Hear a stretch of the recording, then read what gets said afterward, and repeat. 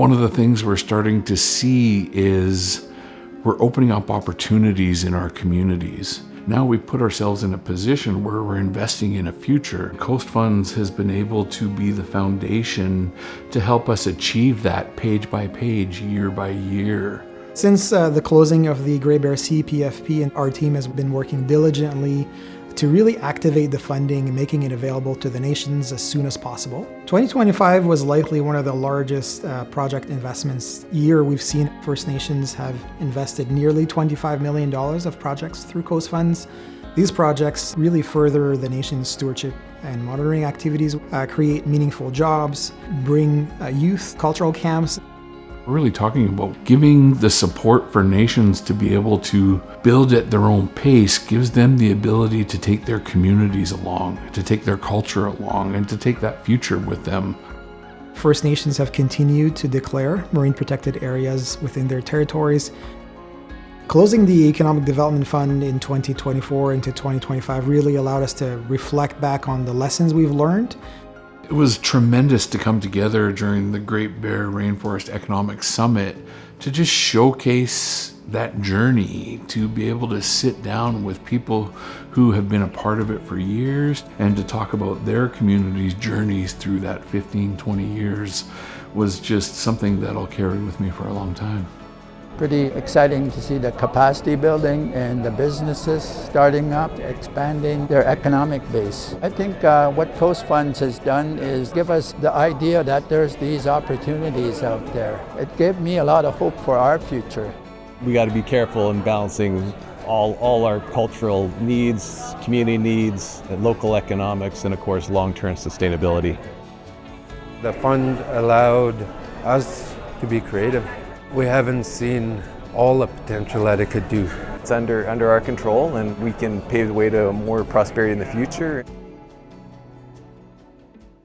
The Great Bear Rainforest Economic Development Fund was structured as a $60 million sinking fund. We leveraged the original $60 million economic fund into tremendous opportunities. So we hired Big River Analytics to do a deep dive into this question.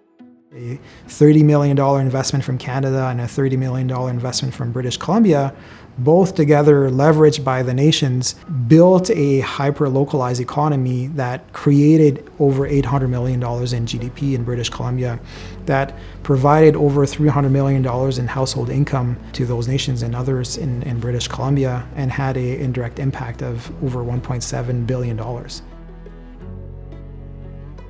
I think the next 3 years of Coast Funds is going to be exciting. We've developed a new strategic plan that includes more community values, more community discussions.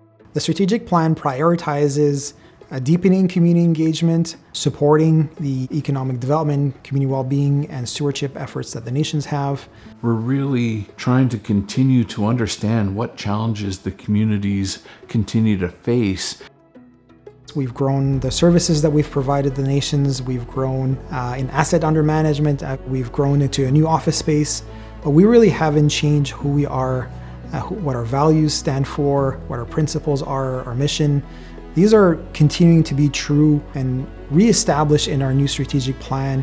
And most importantly, what continues to be true is how we continue to work directly in service of every nation that we serve.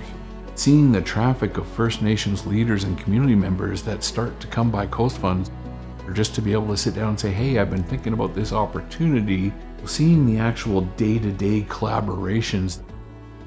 I think the work in front of us is just really the starting point. There's so much traditional cultural knowledge that has gone into the evolution of Coast Funds, but we've really seen a merging or a braiding, if you will, of traditional ecological knowledge with Western science, but also Western economics. We've had to do things very quickly.